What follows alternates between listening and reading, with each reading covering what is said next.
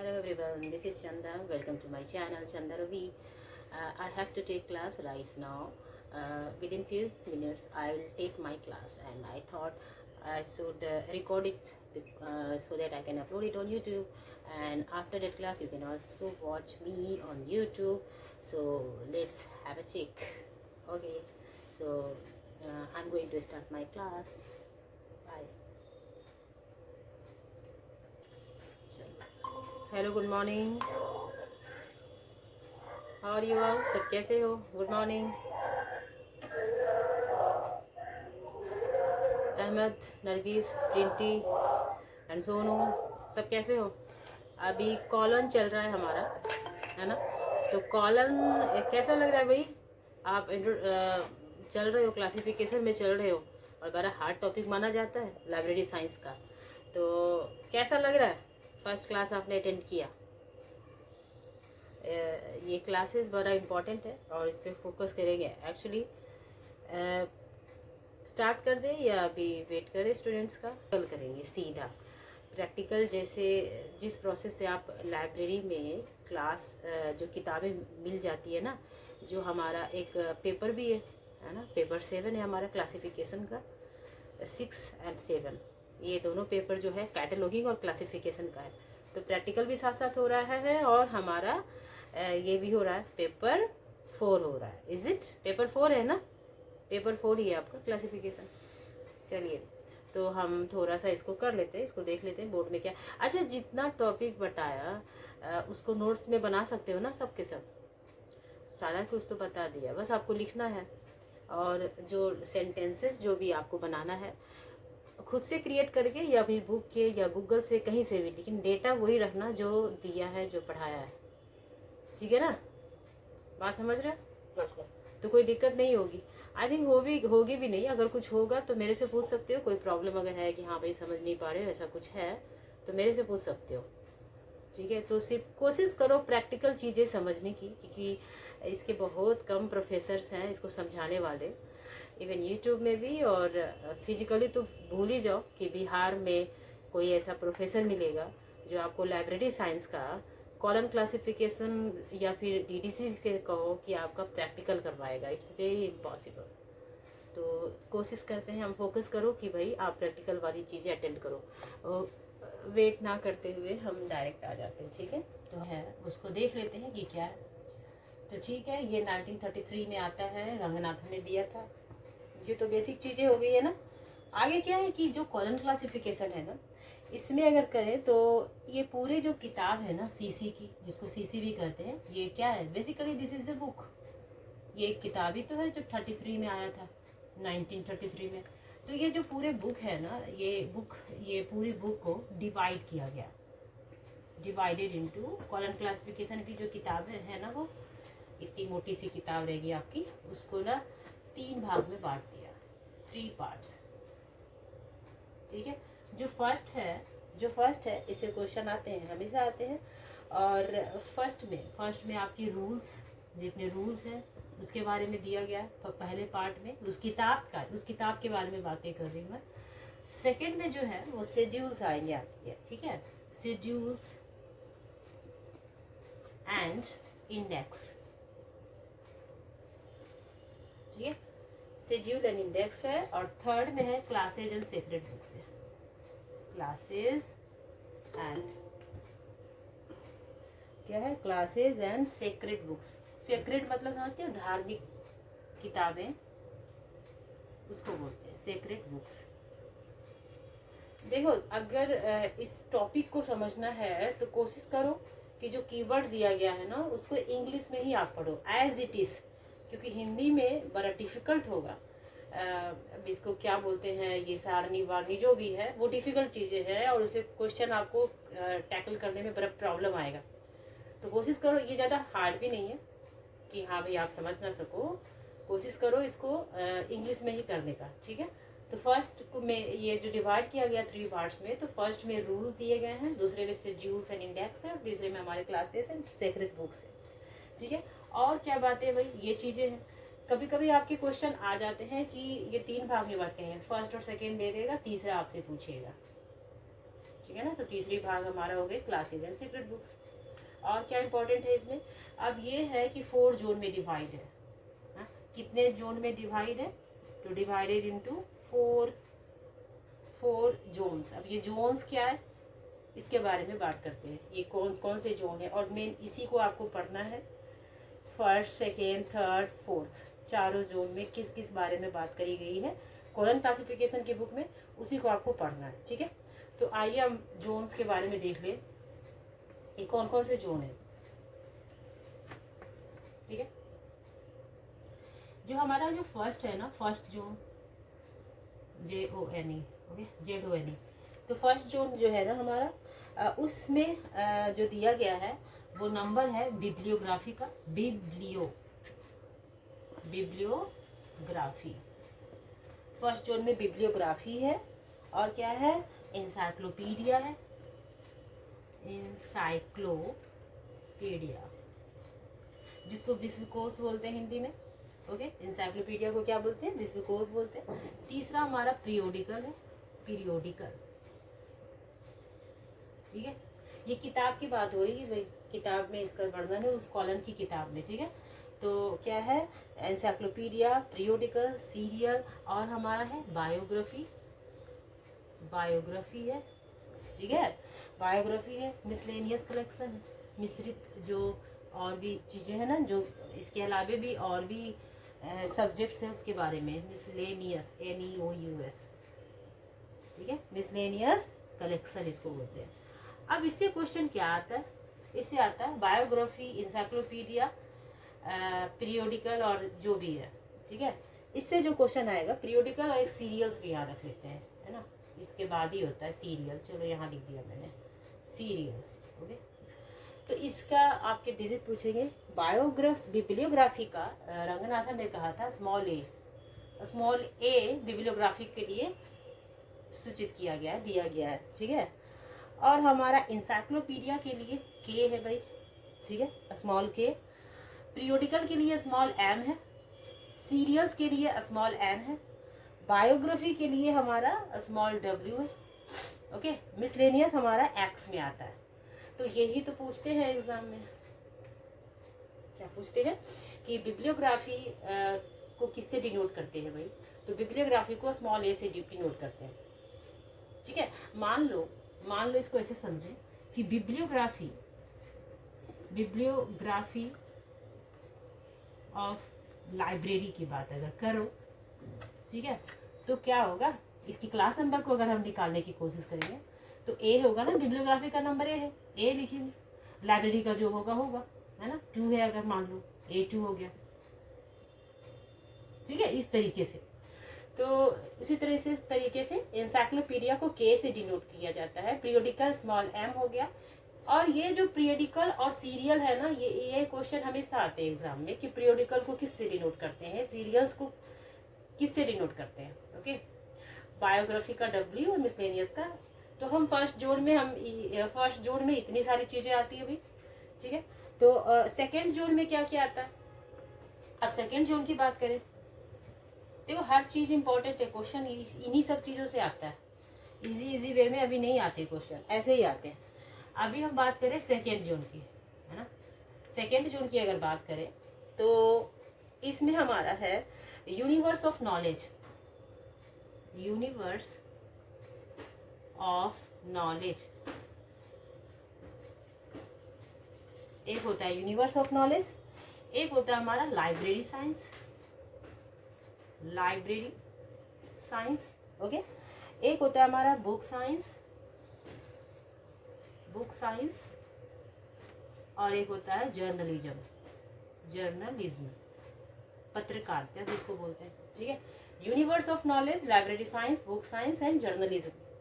Okay, और अगर बात करें यूनिवर्स ऑफ नॉलेज की तो इसको 1 से डिनोट करते हैं, 1 से। ठीक है ना, 1 से। लाइब्रेरी साइंस का नंबर 2 हुआ हमारा, हम पहले भी पढ़ चुके हैं जब हम चेन प्रोसीजर कर रहे थे, तब उस समय हम बातें कर रहे थे, तो लाइब्रेरी साइंस का जो नंबर था वो 2 था, अगर किसी को याद होगा तो। ठीक है, बुक साइंस का नंबर हो गया 3 और जर्नलिज्म का नंबर हो गया 4। ओके, 1 2 3 4। यूनिवर्स ऑफ नॉलेज 1 से, लाइब्रेरी साइंस 2 से, बुक साइंस जर्नलिज्म और ये सारी चीज़ें हैं, ठीक है। तो ये सेकेंड जोन में ये सारी चीज़ें आती है सेकेंड जोन में हमारी, ठीक है। अब अगर बात करें थर्ड जोन की, जिसमें सारी मेन क्लासेस दर्ज किया है उन्होंने, रंगनाथन ने, इसको नोट कर लिया होगा सबने। देखो ये सारी चीज़ें हम यूज़ करेंगे जब भी हम टाइटल से क्लास नंबर निकालेंगे, जब हम प्रैक्टिकल करेंगे ना, तो इन सारी चीज़ों को हम यूज़ करेंगे, तब आपको चीज़ें क्लियर होगी, ओके। अभी इसको हम अभी हम देख रहे हैं यहाँ पे थर्ड जोन की बातें कर रहे हैं, जो बहुत इंपॉर्टेंट जोन माना जाता है। क्यों? क्योंकि उसमें मेन क्लासेस है। थर्ड जोन, जो थर्ड जोन है उसमें मेन क्लासेस हैं आपकी, किसकी? कॉलोन की। और टोटल कितने हैं भाई? टोटल पता है 108, टोटल 108 है। ऐसा आता है क्वेश्चन कभी कभी। अभी बात करें इन सारी क्लासेस की, तो जो जो इम्पोर्टेंट है, जो बहुत इम्पोर्टेंट है अल्फाबेटिकली, हमने कहा था आपको जब हम नोटेशन पढ़ा रहे थे, तो हमने कहा था कैपिटल ए से लेके कैपिटल जेड तक, है ना, और स्मॉल ए से लेके स्मॉल जेड तक, है ना, ऐसा था ना, जिसमें से कि ILO को एक्सेप्ट कर देते, हटा देते हैं, ऐसा पढ़ रहे थे हम। 23 लेटर यूज हो रहा था स्मॉल लेटर की अगर बात करें, तो ये कैसे यूज हो रहा था भाई, हम अभी यहाँ देखते हैं मेन क्लासेस में। तो सबसे पहले हमारा आता है natural science, natural science SCIENCE, okay. Natural science का नंबर आता है, इसको कैपिटल A से डिनोट करते हैं। कैपिटल A मीन्स हो गया नेचुरल साइंस। फिर हमारा हो गया मैथमेटिक्स, मैथमेटिक्स। अब ये सारी चीजें आपको याद करनी पड़ेगी, एग्जाम में डायरेक्ट आता है। जैसे मैथमेटिक्स का क्या होता है, तो B होता है, कैपिटल B। ये सारी मेन क्लासेज है, इसलिए कैपिटल लेटर में ही जाएगा। C हो गया फिजिक्स के लिए, फिजिक्स का नंबर हो गया C, है ना। अब इंजीनियरिंग का नंबर हो गया कैपिटल D, ABCD। अभी D होगी हमारी। अभी आ जाए केमिस्ट्री जो है वो E से होगा, कैपिटल E, है ना। अब आ गया F टेक्नोलॉजी के लिए यूज होता है, टेक्नोलॉजी के लिए क्या हो गया, कैपिटल F के बाद क्या हो गया G, तो बायोलॉजी का नंबर हो गया G, बायोलॉजी, कैपिटल G के बाद क्या हो गया H हो गया ना। H के लिए जियोलॉजी, भू विज्ञान जिसको बोलते हो ना, जियोलॉजी का नंबर हो गया कैपिटल H के बाद क्या होता है I होता है ना, तो बॉटनी का नंबर हो गया I, BOTANY, बॉटनी का नंबर हो गया कैपिटल I, ठीक है। इसको नोट डाउन कर लेना, इसको बहुत इंपॉर्टेंट है भाई। These are the main classes of college. बिल्कुल ऑब्वियसली, क्योंकि अभी और है ना, अभी आज तक ही है ना, हम जेड तक करेंगे। अभी स्क्रीनशॉट ले लो इसका,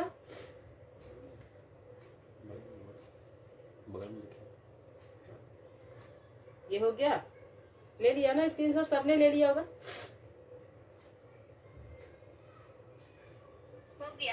चलो अभी आई के बाद अगर हम बात करें, जे होता है ना, आई के बाद जे, तो एग्रीकल्चर का नंबर होता है जे, एग्रीकल्चर CULTURE, एग्रीकल्चर हो गया कैपिटल जे। जे के बाद IJ के बाद के, जूलॉजी को हम कैपिटल के बोलते हैं। इसके बाद हो गई L, मेडिसिन, ओके। L, जे के बाद क्या होता है L, JK। अच्छा अभी जूलॉजी का के हो गया ना, तो कई बार पूछते हैं, जैसे कि यहाँ पर पूछ देगा आपको एनिमल हस्बेंड्री मतलब जो जानवरों के लिए जो होती है ना, उसके बारे में जो वर्णन होता है, तो उसको अगर अब कोई आएगा ना, क्योंकि जूलॉजी की बात हो रही है, तो उसमें क्या आएंगे, सारे जो भी पार्ट्स आते हैं जूलॉजी वाली चीज़ें, क्योंकि बायोलॉजी 2 भाग में डिवाइड है ना, बॉटनी और जूलॉजी, सबको पता है। तो जूलॉजी में एनिमल वाली चीज़ें आती है। अब एनिमल हस्बेंड्री अगर ऐसा पूछ दे, तो के से और के बाद या तो ए दे देंगे या जेड दे देंगे, ऐसा कुछ दे देंगे, बट मेन क्लासेज उसकी के ही रहेगी, ठीक है ना। तो के ए या फिर कभी कभी ना के एक्स दे देते हैं, के एक्स। आप समझ जाना, ये भाई ये ना ये जूलॉजी की, ये इसकी मेन क्लास जूलॉजी है, एनिमल हस्बेंड्री, ये चीजें याद रखना। Is it okay? जूलॉजी के बाद जो नंबर आता है वो आ गया हमारा के बाद हमारा मेडिसिन आ जाता है। मेडिसिन का नंबर हो गया एल, कैपिटल एल। एल के बाद कैपिटल एम में आते हैं। एम हो गया हमारा useful arts, useful arts. Am fine arts, एक होता है हमारा फाइन आर्ट्स, ये हो गया एम। तो एम एन साथ में जाते हैं भाई, है ना। यूजफुल आर्ट्स को एम बोलते हैं, फाइन आर्ट्स को एन बोलते हैं, ठीक है।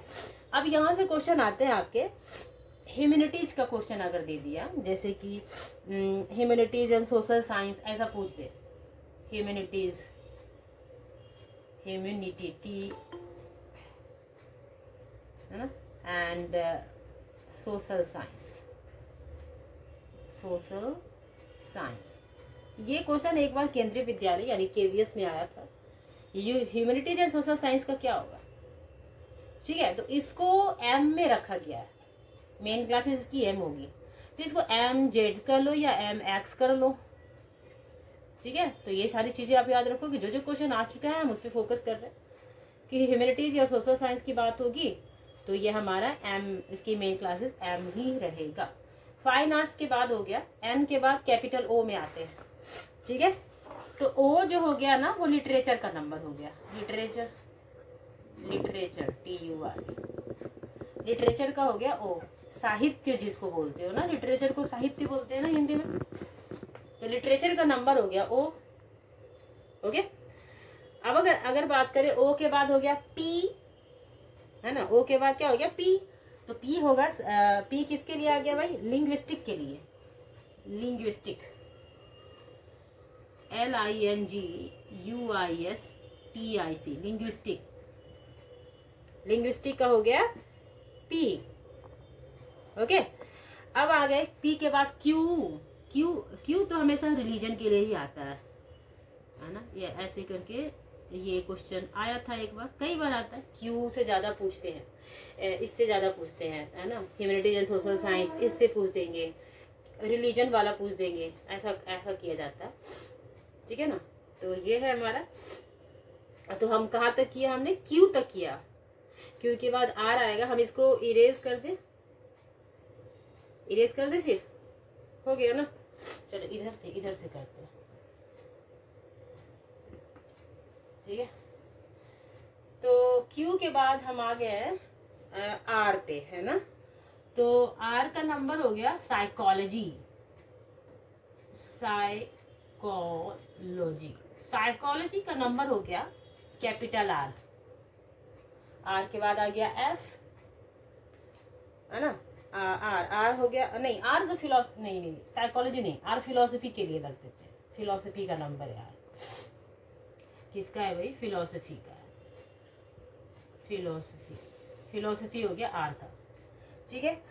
साइकोलॉजी का एस हो जाएगा क्योंकि ये साथ में चल रहा था इसलिए मिस कर गया, साइकोलॉजी, साइकोलॉजी का हो गया कैपिटल एस। अब टी एजुकेशन के लिए आ जाता है, एजुकेशन के लिए टी आ गया, तो RST के बाद कैपिटल यू, कैपिटल यू हो गया हमारा जियोग्राफी का नंबर, जियोग्राफी, जियोग्राफी का नंबर हो गया कैपिटल यू,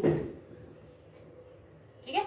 अभी आ गए ज्योग्राफी के बाद हिस्ट्री, HISTORY, हिस्ट्री का नंबर हो गया V, कैपिटल V, ठीक है, RSTUV। अभी आ गए W पे, W हमारा पॉलिटिकल साइंस हो गया, पॉलिटिकल साइंस, W किसका हो गया भाई, पॉलिटिकल साइंस का W हो गया, ठीक है। अब उसके बाद W के बाद क्या आ जाता है भाई, X, X आ गया ना। इकोनॉमिक्स का नंबर है, economics, ECONOMICS NOMICS, economics. Economics का नंबर हो गया X, ठीक है। अब आ गए हम सोशियोलॉजी, सोशियोलॉजी हो गया कैपिटल Y, और लास्ट में हमारा लॉ, सबसे अंत में और सबसे ज्यादा पूछे जाने वाला क्वेश्चन लॉ, ठीक है। तो हमने सारी मेन क्लासेस पढ़ ली। ये हम A से लेके Z तक आपको पूरा याद करना पड़ता है, क्योंकि इसमें से 2 से 3 नहीं तो 2 क्वेश्चन तो आ ही जाते हैं, ठीक है। आपको पूछ देंगे साइकोलॉजी का नंबर क्या है, ज्योग्राफी का क्या है, लॉ का क्या है, एक्स यानी इकोनॉमिक्स, इस तरीके से क्वेश्चन आते हैं, तो इस पे ध्यान देंगे हम। तो हम बात कर रहे थे थर्ड जोन की। तो थर्ड जोन को जो हम बता रहे थे ना, 4 जोन में डिवाइड किया गया। फर्स्ट पढ़ लिया हमने, सेकेंड पढ़ लिया, ये थर्ड जोन है हमारा। अभी बात करें फोर्थ जोन की, ठीक है। अब फोर्थ जोन में क्या क्या आता है, जो हमारा फोर्थ जोन है ना, ये देखिए हम फोर्थ जोन की बात कर रहे हैं। फोर्थ जोन में हमारा रखा गया है क्रिटिसिज्म टेक्निक,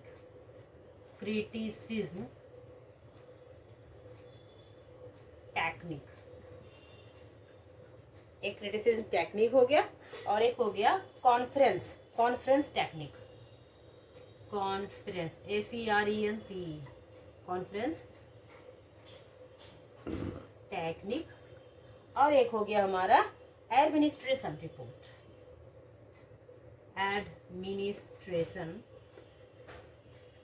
रिपोर्ट,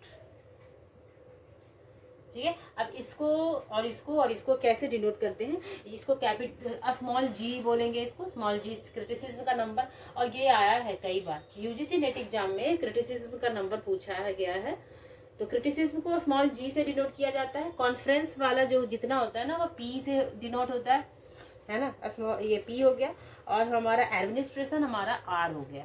तो ये चीजें हैं, हम टोटल हमने कर लिया।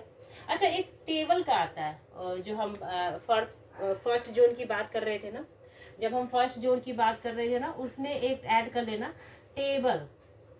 टेबल को डी से डिनोट करते हैं, स्मॉल डी से। एक ये आता है, ये अभी हाल ही में राजस्थान में जो पेपर हुआ लाइब्रेरियन का 3rd ग्रेड का, उसमें पूछा गया था, तो ये टेबल का स्मॉल डी से करते हैं। तो यही चीजें थी हमने आज किया कि कितने जोन में डिवाइड है।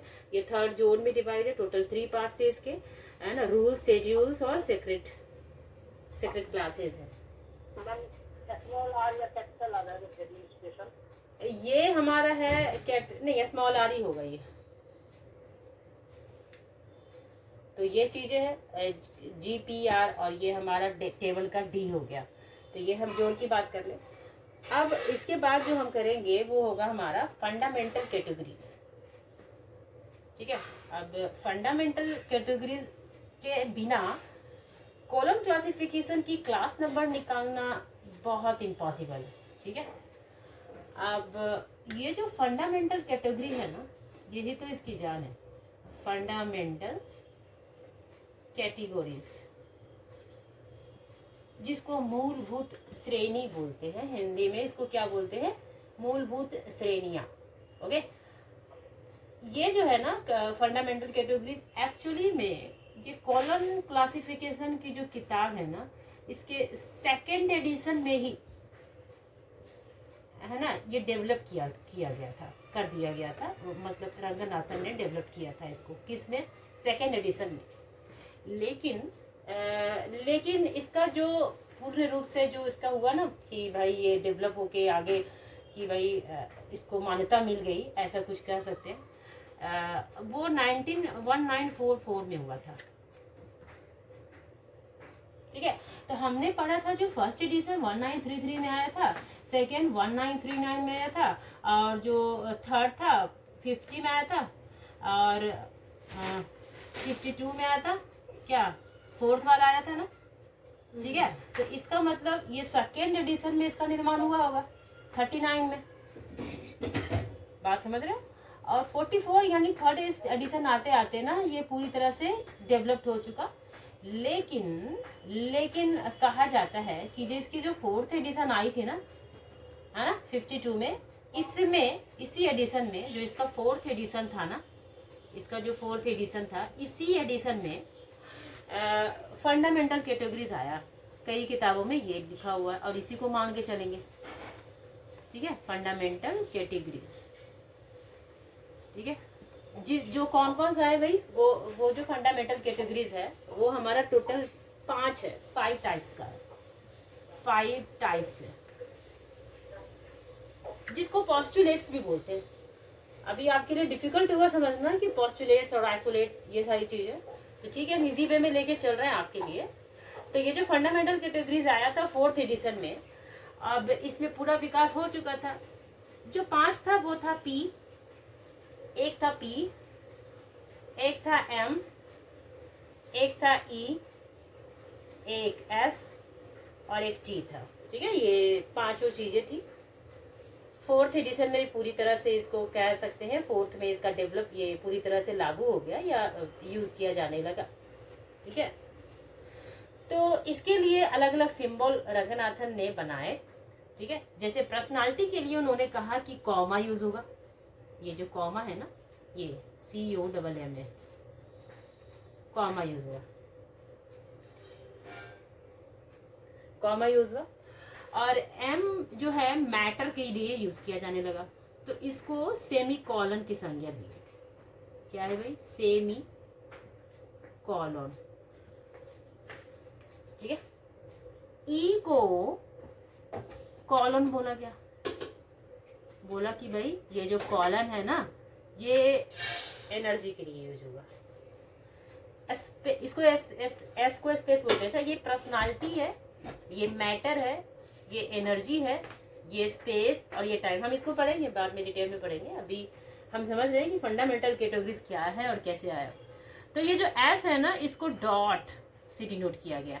क्या बोलते हैं, DOT, डॉट। और ये टाइम है वो सिंगल इन्वर्टेड कॉमा। क्या हो गया भाई, सिंगल इन्वर्टेड कॉमा। ठीक है, उसमें यूज होने लगा।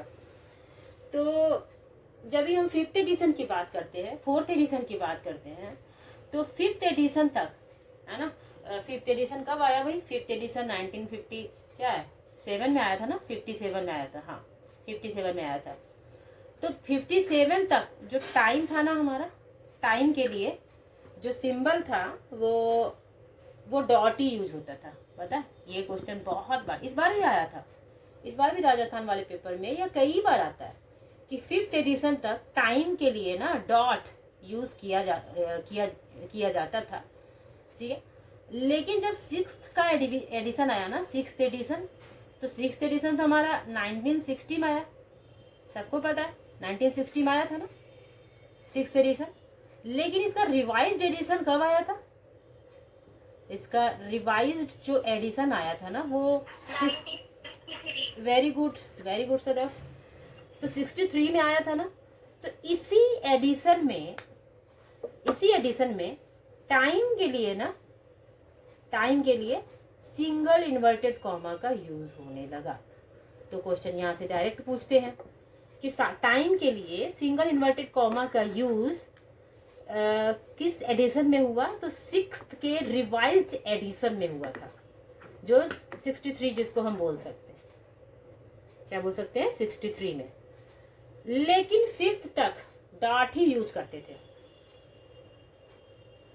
ठीक है ना, यही सारी चीजें हैं, हम इंट्रो कर रहे हैं, अभी बस समझ रहे हैं चीजों को। अभी हम प्रैक्टिकली हम कर भी नहीं रहे हैं, बस आपको जब तक आप PMEST नहीं समझेंगे तब तक चीजों को समझना इट्स इम्पॉसिबल। अब हम लोग PMEST पे फोकस करते हैं, क्योंकि हम इसके बाद डायरेक्ट क्लास बनाएंगे और डायरेक्ट प्रैक्टिकल वाली चीजें भी साथ साथ करके चलेंगे। ठीक है ना, तो देखो ये जो है ना P और ये M, ये S, PME S और ये T, ये 5 क्या है, फंडामेंटल कैटेगरीज, मूलभूत श्रेणियां है। 4th एडिशन में आता है और इस पे इसी पर आधारित है कि इसी से हम टाइटल से क्लास नंबर निकालते हैं, इसी से रूल निकलता है। इसका बेस है, कॉलन का बेस यही फंडामेंटल कैटेगरीज ही है। कैसे है हम नेक्स्ट क्लास में समझेंगे कि कैसे इसकी सहायता से ना हम क्लास नंबर बनाते हैं कॉलन क्लासिफिकेशन में। इसको लिख लें, ये पर्सनालिटी है, पर्सनालिटी, ये हो गया मैटर, ये हो गया एनर्जी और स्पेस, वेरी गुड, और ये हो गया वेरी गुड टाइम। ठीक है, और ये जो पांचों जो हमारी फंडामेंटल कैटेगरीज है ना, इसमें ये जो एनर्जी है, एनर्जी बहुत इंपॉर्टेंट माना गया क्योंकि ये बीच में है, सबसे बीच में है ना। इसके बाद दो क्लास है, दो इधर है, तो ये सबसे बीच में सबसे इम्पोर्टेंट माना गया है, इसका आधार माना गया एनर्जी को।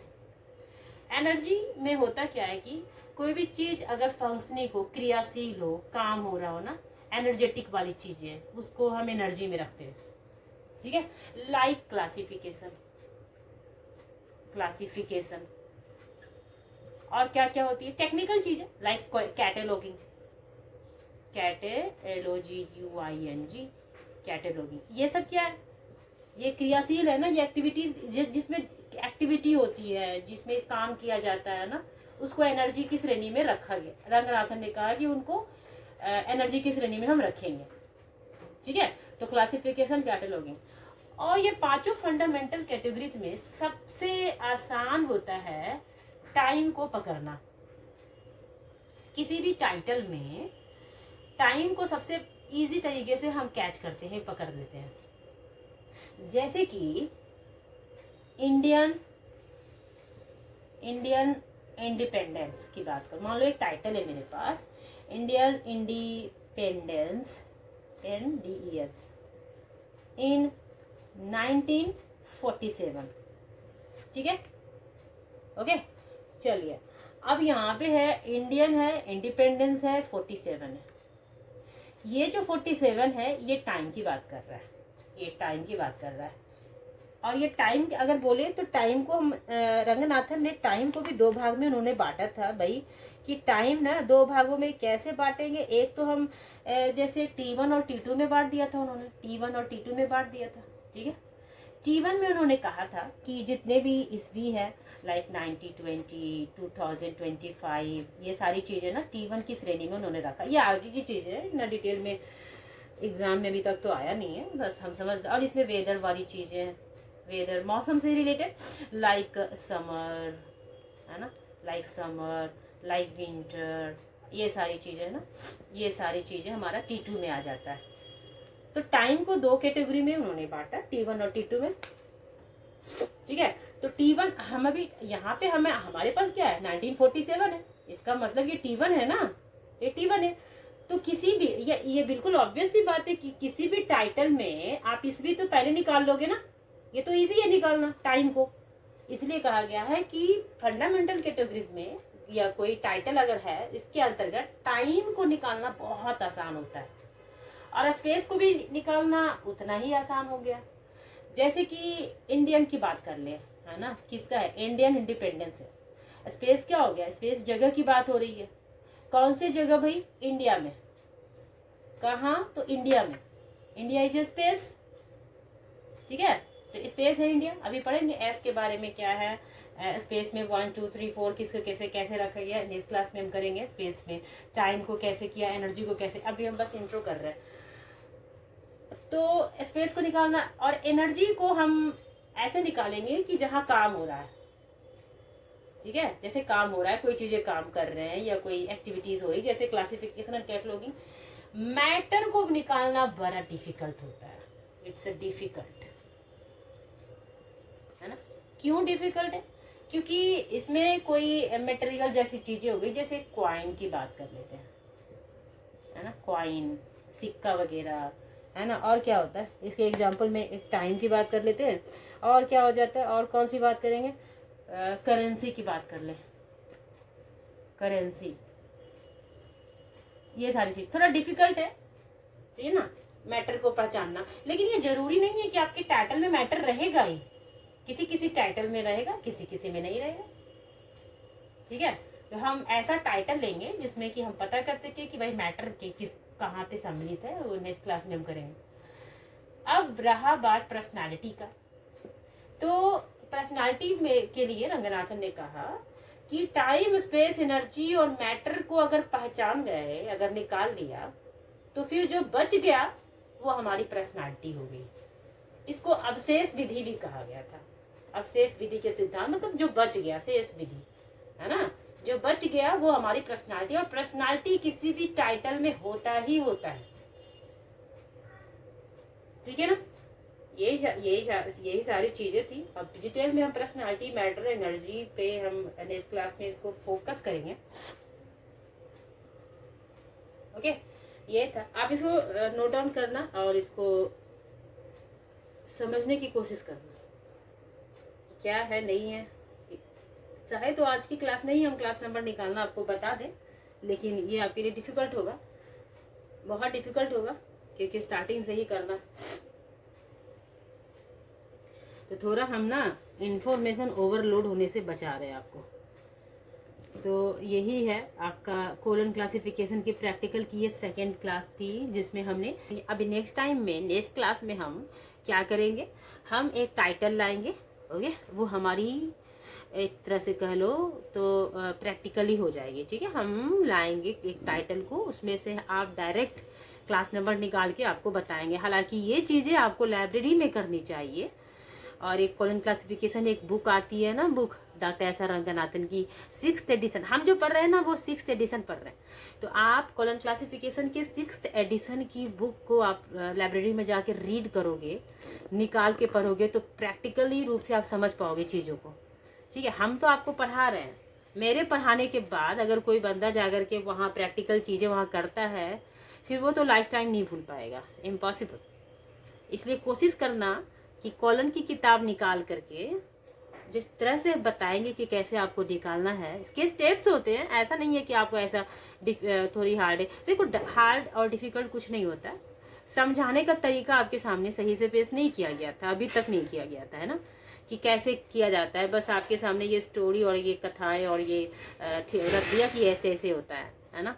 उसको वे में स्टेप बाय स्टेप आपको पढ़ाना और समझाना कि आप कैसे निकालोगे। अगर आपको समझा दिया जाए, it would be very easy for you, बहुत इजी हो जाएगा आपके लिए। तो इसके स्टेप्स होते हैं, टोटल 9 स्टेप्स होते हैं कि हम कैसे टाइटल से क्लास नंबर को निकालेंगे। स्टेप 0 से लेके स्टेप 8 तक जो भी है, हम रॉ टाइटल होता है, एक्सप्रेस्ड होता है, एनालाइज्ड होता है, ये सारी जो भी चीज़ें हम नेक्स्ट क्लास में उसको करेंगे। और साथ साथ हम टाइटल से क्लास नंबर को भी निकालेंगे। Is it okay? आई तो स्क्रीन पे तो आओ भाई, स्क्रीन पे तो आओ। हाँ, सोनू कहाँ गए हो तुम? एंड नरगिस, सदफ। हाँ, यस मैम। Very good. हाँ, वैसे भी तुम तो बुरके में हो, आके भी क्या करोगे, ब्लैक ही रहेगा। है ना। तो कैसा लग रहा है, समझ आ रही है नहीं आ रही? समझ में आ रही है? आ रही है ना। समझो, बहुत इजी, बहुत मैंने अपने स्तर से बहुत इजी किया है, चीज़ों को बहुत इजी कर दिया है। ये हार्ड बता करके पेश किया है। बेसिकली ये हार्ड नहीं होता, ये हार्ड नहीं होता, बहुत इजी है, समझाने का तरीका होना चाहिए। और देखना, मैंने इसको अपलोड किया है अपने चैनल पे, जो क्लास है ना, जो हमने लास्ट क्लास लिया था ना कॉलन की, उसको देखना, मैंने अपलोड कर दिया है। आप उसको देखना कि कैसे क्या, उससे भी पढ़ सकते हो, है ना। जो मेरी प्राइवेट क्लासेस होती है ना, शाम वाली, जिसको पढ़ाते हैं, जो पेड क्लासेस, जो पेड वाले स्टूडेंट होते हैं, उसको भी, उसकी भी क्लासेस को हम चाह रहे हैं कि चलो उसको भी यूट्यूब पे डाल देते ताकि स्टूडेंट्स पढ़े। ठीक है, MCQs वगैरह वो सब, है ना। क्या नाम है? चंदा रवि से करना आप। उसमें देखो हुआ क्या कि वो ऐसा नहीं था कि उसको ना कि हम लाइब्रेरी की चीज़ें उसमें डालेंगे, ऐसा सोच के नहीं चला था। एक्चुअली मेरा फोकस इंग्लिश पे ही था, लेकिन अभी जो चल रहा है, मैंने सोचा चलो इसको यूट्यूब पे डाल देते हैं, ताकि आप लोग उसको ना, ये क्लासेस बंद भी हो जाए तो आप लोग उस यूट्यूब में जो वीडियो है उसको वॉच करके आप MCQs ईजिली क्रैक कर लोगे। इसमें कोई, क्योंकि अभी जो समझ रहे हो ये चीज़ें हैं, हो सकता है इसको डाल दे यूट्यूब पे, वहाँ से भी देख सकते हो। हमारी जो बैक क्लासेज है उसको देखो, मैंने उसको डाला है, कल ही अपलोड कर दिया उसको देखना, चंदा रवि से, उसको खोल के देखना। आज वाले भी कर देंगे, और कोशिश करना इसको करने के बाद जाना कॉलेज में, ठीक है सोनू, करना जरूर करना। अगर सच में तुम्हें इसमें इस फील्ड में अपना कैरियर बनाना है तो इसको करना चाहिए, जाना सीधा लाइब्रेरी में। ओके, ऐसा नहीं है कि हम आपको ना रट्टूमल बना रहे हैं, हम आपके हाथ में ना सारी चीजें सौंप दे रहे हैं, सारे हथियार सौंप रहे हैं। आप खुद से लड़ो, आप खुद से चीजों को करो, हम आपको पढ़ा देंगे, आप जाओ लाइब्रेरी, उस लायक बना देंगे कि आप खुद से आराम से निकाल लोगे क्लास नंबर, और बहुत इजी वे में निकाल लोगे, इस लायक तो बन ही जाओगे। बस अटेंटिव होके क्लासेस को फॉलो करो बस, अगर है कि हाँ भाई करना है, लाइब्रेरी साइंस में कैरियर बनाना है तो। क्योंकि स्टूडेंट्स नहीं आते इस लाइन में, ये लाइन बड़ा ये है, इसमें कई स्टूडेंट्स नहीं आते हैं। बिलीज कर लिया और लाइब्रेरियन की तैयारी में लगे रहे, जैसे अभी बिहार लाइब्रेरियन की वैकेंसी आ रही है, उसमें स्टूडेंट्स लगे हैं उसके तैयारी में, उसके बाद जो भी होगा नहीं होगा, फिर अपने अपने रास्ते सब चले जाते हैं। लेकिन इसमें कैरियर बनाना, लाइक एमलिस करो, फिर PhD करो, फिर UGC नेट करो, ये स्टूडेंट्स नहीं कर पाते। लेकिन अगर किसी को करना है इस क्लास में तो करो कोशिश, अगर कर सकते हो, अगर मन है तो मेरे साथ चलो, मोस्ट वेलकम। जो क्लासेज है उसको फॉलो करो, उसको भी देखो, यूट्यूब पे भी दे दिया, उसको भी देखो और आगे करो। जाना यहाँ पे आ जाओ, जहाँ पे कॉलेज है, यहाँ कॉलेज में आ जाओ, कोई आ सकते हो कॉलेज, वहाँ जाना और बोलना कि सर कॉलन क्लासिफिकेशन की बुक चाहिए, लाइब्रेरी जाओ अगर जा सकते हो तो। या फिर पटना में भी तो बहुत लाइब्रेरीज में मिल जाएगा सोनू, अगर पटना में हो तो, है ना, वहाँ पर भी मिल जाएगा, बहुत सारी लाइब्रेरीज है, वहाँ पे जाओ। चाहे खुदा बख्श वगैरह सिन्हा, क्या सिस्टम है वहाँ, प्रोसेस है जाने का, उसका लो रजिस्ट्रेशन कराओ, अपना बुकिंग करो, उस लाइब्रेरी में जाओ, वहाँ देखो, विजिट करो। तुम बिलीज के स्टूडेंट हो ना, तो आइडेंटिटी कार्ड तो होगा तुम्हारे पास, आइडेंटिटी कार्ड होगा ना तुम्हारे पास, उसके अभी नहीं मिला। ओके, तो वैसे भी ग्रेजुएट हो, हाँ, लेकिन रजिस्ट्रेशन वहाँ करा सकते हो, उस लाइब्रेरी को जो पटना में रह रहा है एटलीस्ट उसको तो विजिट करना चाहिए। अब वहाँ तुम जाओ, वहाँ क्या कलेक्शन मिलेगा, बहुत बहुत अच्छा रहेगा, मतलब तुम सोच भी नहीं सकते, इतना वास्ट वहाँ कलेक्शन है चीज़ों का। खासकर खुदा बख्श लाइब्रेरी तो इंडिया की नंबर 1 कह सकते हैं, सबसे पुरानी लाइब्रेरी फॉर मैन्यूस्क्रिप्ट्स, बताया था ना, दुनिया सॉरी पूरे इंडिया की सबसे पुरानी और सबसे बड़ी, है ना, क्या है, सबसे बड़ी लाइब्रेरी है फॉर मैन्यूस्क्रिप्ट्स, यानी पांडुलिपि बोलते हैं ना हिंदी में मैन्यूस्क्रिप्ट्स को, तो वो पटना में है। और आप लोग तो लकी हो कि हमारे बिहार में है, पटना में है, और वहाँ पे जाके विजिट करो, वहाँ पे जाओ, वहाँ पे कॉलन क्लासिफिकेशन की बुक होगी, जाओ जाके विजिट करो वहाँ पे। इस क्लासेस, मेरे क्लासेस के बाद, मेरे क्लास कॉलन को पढ़ाने के बाद लाइब्रेरी जा करके सीधा प्रैक्टिकल करना शुरू कर दो, यही है असली लाइब्रेरी साइंस की पढ़ाई, ना कि वो जो रट लेते हो ना, वो वाली नहीं है। मेन पढ़ाई यही है लाइब्रेरी की, वो जो हम कर रहे थे पेपर 1, 2, 3 मैनेजमेंट वगैरह, तो वो ठीक है, वो तो थ्योरी वाली पोर्शन है। मेन आपकी यही पढ़ाई है जो 1-2 क्लासेस चल रही है आपकी, ठीक है ना। तो देखो विजिट करना चंदा रवि से। ओके चलो अभी चलते हैं सोनू, थोड़ा फीवर जैसा लग रहा है। ओके चलो bye, take care, bye bye, take care, bye.